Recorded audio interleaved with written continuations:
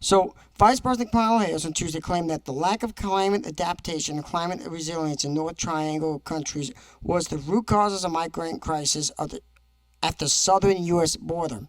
Along with the list of other issues, including violence and government corruption, Republicans have pointed to the rolling back of Trump era border protections like construction of the wall, micro protection protocols for the surge of migrants at the southern border this year, which has left the Biden administration scrambling to house them, and has seen migrants being released into the interior without court dates. Addressing both the acute factors and the root causes of migration.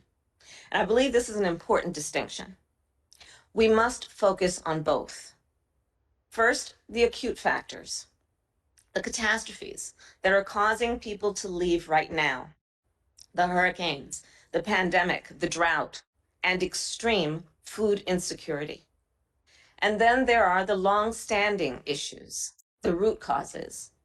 And I'm thinking of corruption, violence, and poverty, the lack of economic opportunity, the lack of climate adaptation and climate resilience, the lack of good governance.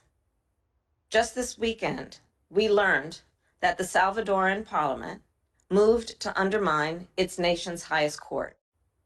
An independent judiciary is critical to a healthy democracy and a strong economy. On this front, on every front, we must respond. But the White House has doubled down on its emphasis on root causes such as violence and poverty for the reason for the surge. Now, Harris, who has gone 41 days without a press conference on the border since being given the task of leading diplomatic effort with Mexico and Central America, has repeatedly made a similar emphasis on Tuesday in each speech to the Washington Conference on the Americas. She made a distinction between acute causes such as drought, food insecurity, and COVID-19 and long-standing root causes.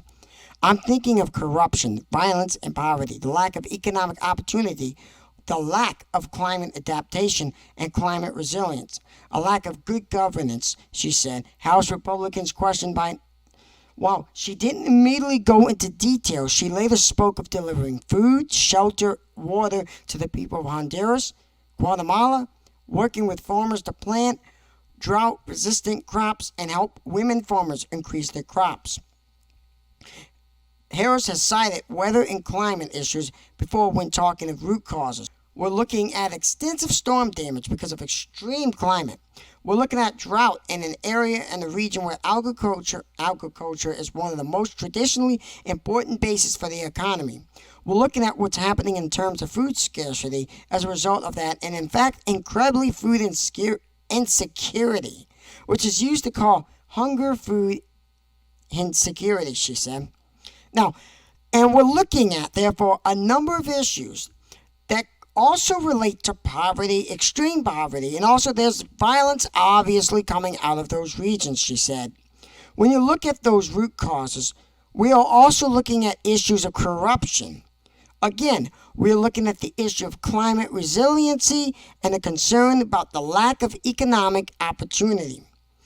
On Tuesday, Harris touted a $310 million investment the U.S. was making in Central America, part of a massive $4 billion investment that Biden administration has promised to make in the region to tackle the root causes. She also said she had spoken to world leaders, including of Canada, Finland, Ireland, Japan, to try to get them to help the Northern Triangle. Recently, Biden administration has said it considering sending cash to Central America to dissuade migrants from making the journey north, a proposal that has picked up opposition from Republicans. Now, Harris has come under fire for not visiting the border or holding a press conference. She also held virtual meetings with the leaders of Guatemala and Mexico and is planning a trip to Guatemala next month.